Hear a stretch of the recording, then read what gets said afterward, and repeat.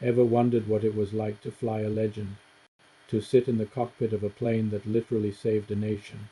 Today we are diving deep into the story of one of the most iconic aircraft of all time, the Hawker Hurricane. While the Spitfire often steals the limelight, it was the Hurricane that formed the backbone of the Royal Air Force during the darkest days of World War II. This is the story of the unsung hero of the Battle of Britain.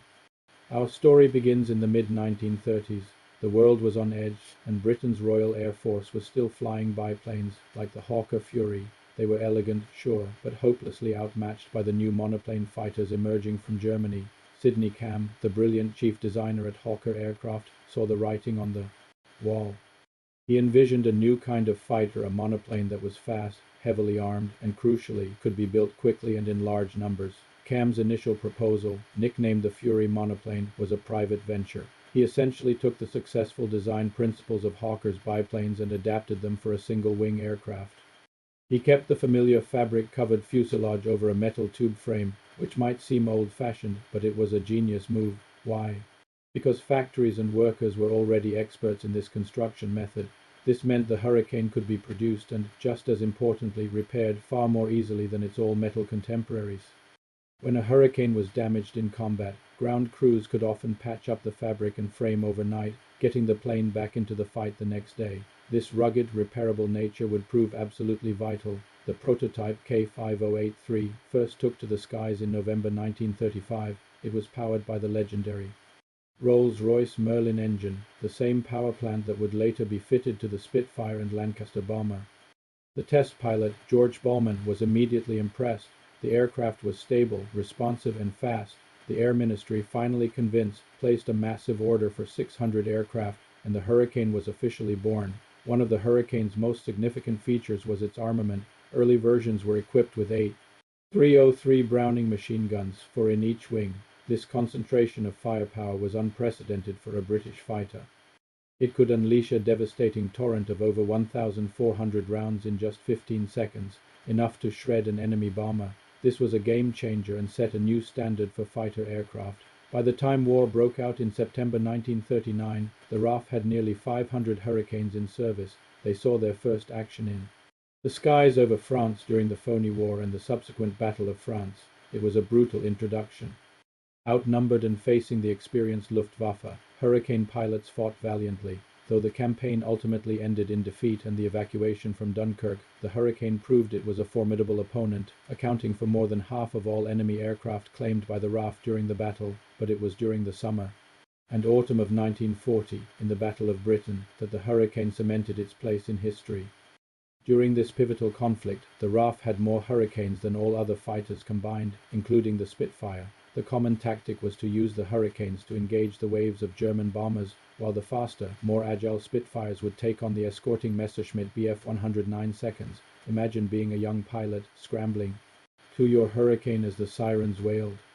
You climb into the sky, joining your squadron, your eyes scanning the horizon for the black specks of the approaching enemy formation. The Hurricane was a stable gun platform, making it perfect for its primary role, taking down the Heinkels and Dorniers. Pilots described it as forgiving and sturdy, a trustworthy steed in the heat of battle. While the Spitfire was a thoroughbred, the Hurricane was the reliable workhorse. Throughout the Battle of Britain, Hurricane pilots were credited with shooting down more enemy aircraft than all other British defences, air or ground, combined. They were, without a doubt, the saviours of the nation. But the Hurricane's story didn't end in 1940. Its versatility was its greatest strength as newer fighters took over the air superiority role. The Hurricane was adapted for a multitude of other tasks.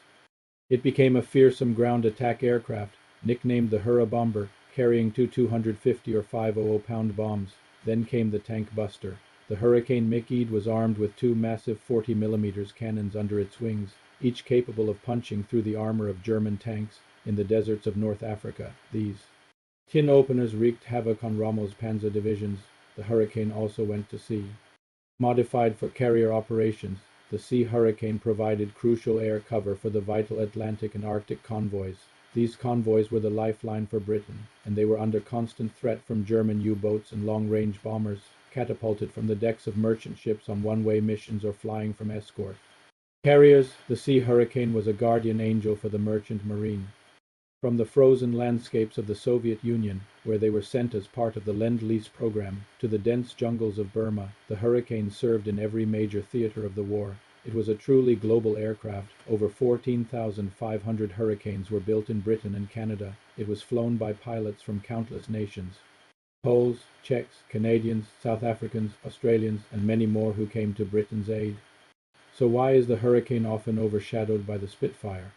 Perhaps it's because the Spitfire's sleek, elliptical wings were more visually striking, a symbol of aerodynamic perfection. But history isn't just about beauty. It's about impact.